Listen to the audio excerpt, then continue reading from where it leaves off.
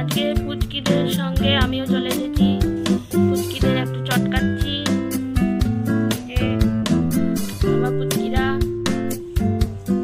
এটা বড় পুচকি, ছেলে পুচকি। এটা বড় পুচকি, এর নাম দিয়েছি আমি মোদলা। এই যে মোদলা, এটা মোদলা, এটা মোদলা, এটা মোদলা। আর তারপর বাকিগুলোকে দেখাই। এটা একমাত্র মেয়ে, এটা একমাত্র মেয়ে আমার বেগমের। এটা হচ্ছে বুদলি, এটা হচ্ছে বুদলি। বুদলি হচ্ছে বেগমের একমাত্র মেয়ে।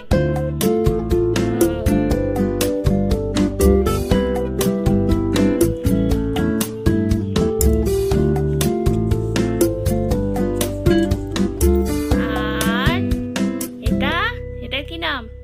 নাম ফাম নেই, আমি আদর করে যা পারি তাই নাম এটাকে। এদের এখন বয়স হচ্ছে কদিন, 23-24 দিন হবে, মনে নেই আমার। আর 40 দিন যখন বয়স হবে তখন ওরা একজনা বাবার বাড়িতে চলে যাবে। ওর যে বাবা, তার বাড়িতে চলে যাবে, তার বাড়িতেই থাকবে। আর দুজন আমার কাছে থাকবে, কিন্তু আমার বাড়িতে থাকবে না দুজন।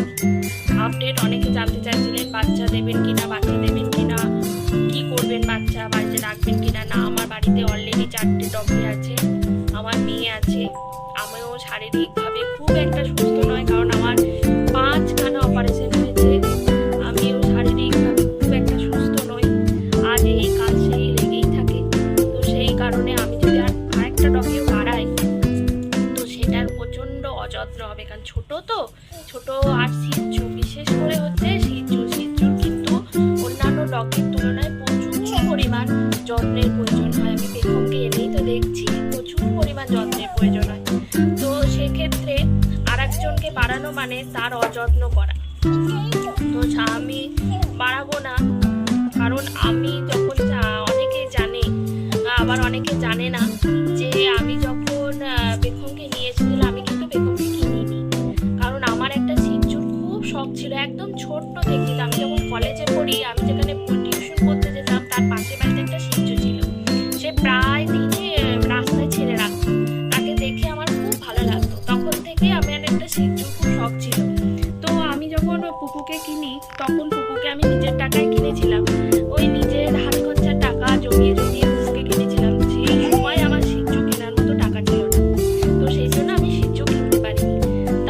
তারপরও আমি ওই শিশু কেনার মতো টাকা আমার কোনোদিনই জমেনি, কারণ শিশুর তো একটু দাম আছে ভালো রকম।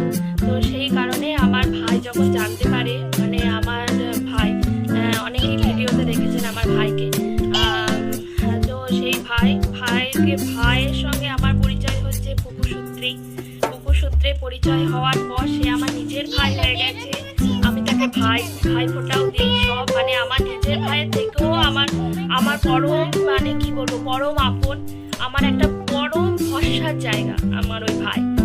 তো সেই ভাই যখন জানতে পারে যে আমার একটা শিশুর খুব শখ, তখন সে নিজের টাকা থেকে কিনে আমাকে দিয়ে যায়, যে আমার মেয়ের গিফট হিসেবে। কিন্তু আমার প্রচন্ড খারাপ লাগে, কারণ বেগম হচ্ছে একটা চ্যাম্পিয়ন ব্লাড লাইনের বাচ্চা, মানে বুঝতে পারছেন তো, চ্যাম্পিয়ন ব্লাড লাইনের শিশুর একটা কি পরিমাণ অ্যামাউন্টের দাম হতে পারে। তারপরে ওর আবার কাগজপত্র সব আছে, তার মানে প্রচুর পরিমাণ, প্রায় 70-80 হাজার টাকা দাম বেগমে।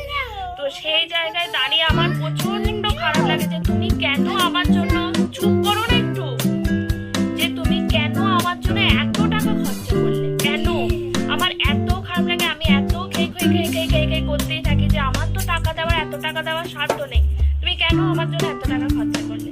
তখন ও আমাকে বলে যে বেশ দিদি, তুমি এত যখন বলছো, এত যখন তোমার খারাপ লাগা যে আমি এত টাকা যেন খরচা করেছি, সেই জন্য তাহলে তুমি ওর যখন বাচ্চা হবে, ও 2 বছর বয়সে, তুমি ওর একবার ম্যাচিং করিও।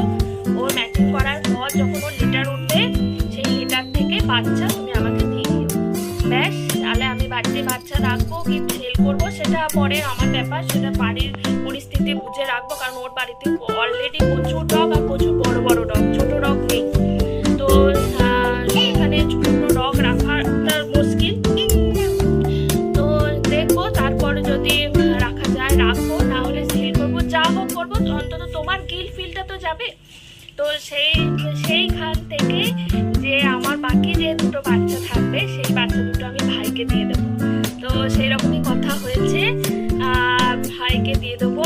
তা ভাই একটা হয়তো নিজের কাছে রাখলেও রাখতে পারে, একটা বলেছে একটা ভালো ফ্যামিলি খুঁজে ভাই দিয়ে দেবে। সেটাও আমাকে জানাবে কোন ফ্যামিলি, কি ফ্যামিলি।